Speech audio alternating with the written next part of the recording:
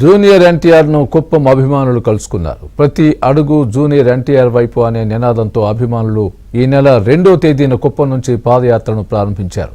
హైదరాబాద్లోని జూనియర్ ఎన్టీఆర్ నివాసానికి చేరుకుని తమ అభిమాన నటుడిని కలుసుకున్నారు. దాంతో వారి ఆనందానికి అవధులు లేకుండా పోయింది.